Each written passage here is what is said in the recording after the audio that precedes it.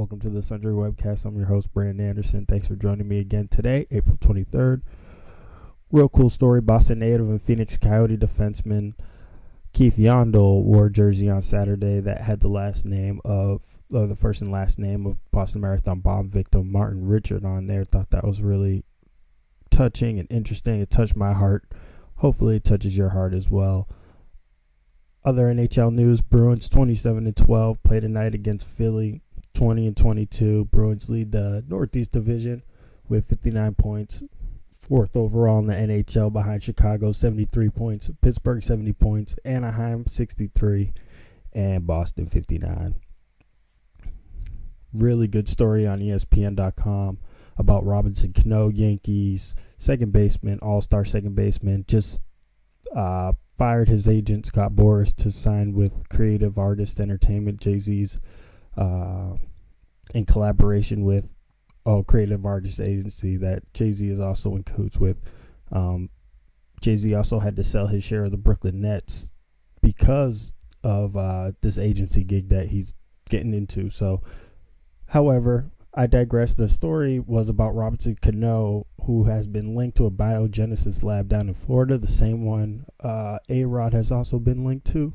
And this is just not very good news for Robinson Cano at all. And the one thing that baseball has been able to do in separating itself with the steroid abuse and steroid shadow that it's had cast on itself over the past couple of years, and it hasn't been easy, but they have been able to find new names in baseball and new names and new faces for the game of baseball, and it's been really good. And Robinson Cano has been one of those players who baseball has been able to put out there and really, show his face and show that he is an awesome player and that he's a good person. And it's really unfortunate that he's been linked to this lab, because there's just no good way out of this. There's the other players that have been linked to this lab: A-Rod, Melky Cabrera, two guys. I mean, A-Rod, he's been known to have been using performance-enhancing drugs since as early as high school.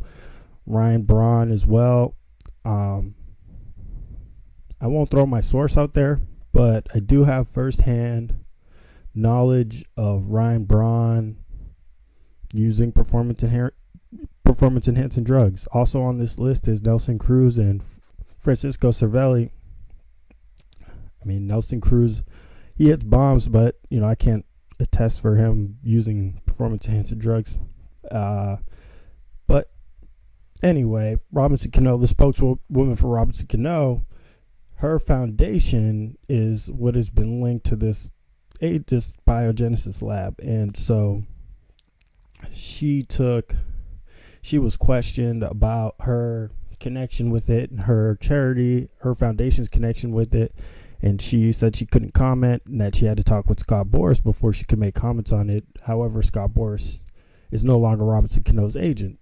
And one thing that Jay-Z's agency and this Creative Artists Agency, one thing that Boras, I think, gave the advantage here to Robinson Cano would be an experience dealing with these performance-enhancing allegations. Scott Boras being a well-known agent and agent of, many of baseball players linked with PEDs over the years. And so, just going through the steps and the right way to deal with the media towards this. But we'll see how they handle it and how it unfolds. But it seems like they do have receipts of purchases that she and her boyfriend at the time made from this biogenesis lab down in Florida. So all I'm saying is that, we all watched the detective show where they spot the kid from the suburb in the bad neighborhood,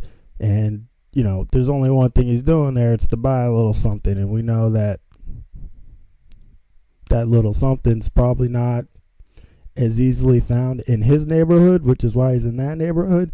And so there's only a few reasons why I think these players could be found to be in cahoots with these places, these sketchy places. She claims that she was getting excuse me. She claims that she was getting diet information from this place, from this clinic, but it only seems like the diet pill or the diet in question is a substitute or a kind of knockoff HGH substance. So either way, she's getting HGH, or her husband or her boyfriend at the time is getting HGH, and she's linked to Robinson Cano. And I'm not saying he's using HGH, but he is hanging out with A-Rod. He's hanging out with Melky. I'm just saying, don't hang out with guys using steroids if you don't want people to think that you're using steroids. So far, almost 30 major league and minor league baseball players have been connected to the clinic, including Rodriguez, Cabrera, Ryan Braun, Nelson Cruz, Francisco Cervelli. And Cabrera obviously last year served a 50-game suspension for his use, so he still got a big contract. So that's not it. Obviously, guys are not using as much as they were before, but guys are still going to use if they could still get these huge contracts for, a little steroids, a lot of money. Choose where you fall. But anyway, NBA news: J.R. Smith wins the Sixth Man Award. I think he deserved it. Can't say that there's a ton of people out there. Jamal Crawford made a good run for it as well. But J.R. Smith plays in a bigger market, so gotta go with J.R. Smith. How can you argue with it? Kobe also was tweeting during the Lakers game the other day. Thought it was hilarious. He's also tweeting Phil Jackson back and forth about the Lakers offense and how they're not using their potential, and it's just hilarious how all of Laker Nation has kind of thrown D'Antoni under the bus. Can't say it's fair for him, but I don't understand how he would want to be there next year with this type of criticism coming from, fans. Coach Kobe. Is this something that we just now have to get used to with Kobe Bryant? This just outward banter that he continues to spew all over his teammates and coaches. As much as I love Kobe, this is getting kind of ridiculous. Really going over the head of his head coach all season in terms of his minutes, in terms of the team and their progress and the offense, and it's just Kobe's offense as far as anyone's been concerned the whole season. But we'll see how this turns out. Is this just Kobe being Kobe from now on? Is this what we have to call it? Kobe being Kobe? We'll see. But Chicago last night beat Brooklyn. Very physical, very tough game. Got to check it out. Chicago 90, Brooklyn 82. Clippers. Oh, it was a high-flying game last night against Memphis. Clippers 93, Memphis 91.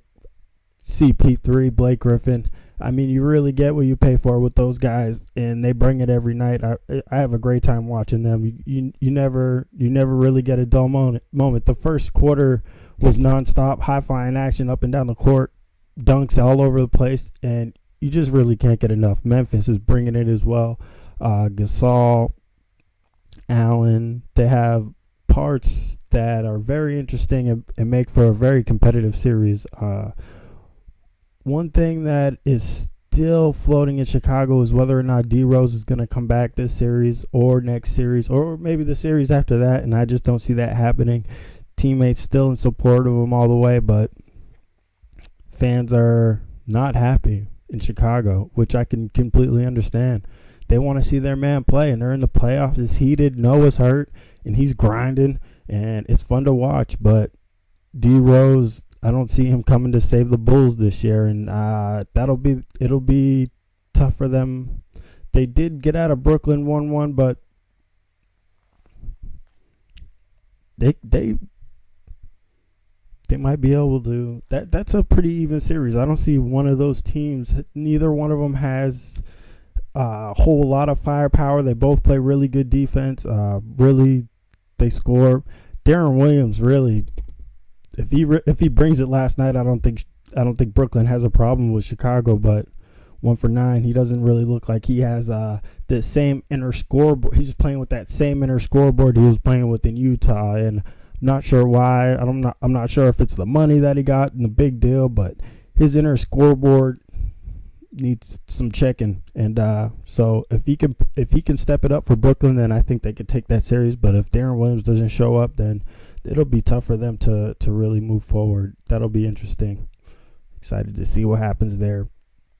NFL draft coming up on Thursday. Cover it more the next couple of days. Start to see who teams are obviously making moves, moving up, moving down. So kind of keep track of that. I don't know if you got a chance to check out John Gruden's QB Camp TV show, but it is just phenomenal. I saw him talk to Matt Barkley last week. Now, I don't think Barkley obviously is a first-round draft pick, but it's interesting. It's very interesting. They showed him they were breaking down film, him and Gruden, and there was one play against UCLA. He's looking to the right side of the field, and it takes him a while to break down the right side of the field. And then they showed a quick highlight of Peyton Manning, and in the same amount of time it took Barkley to break down the right side of UCLA on the field, Manning had scanned the field 2.5 times and got down before blitzing cornerback was able to take his head off.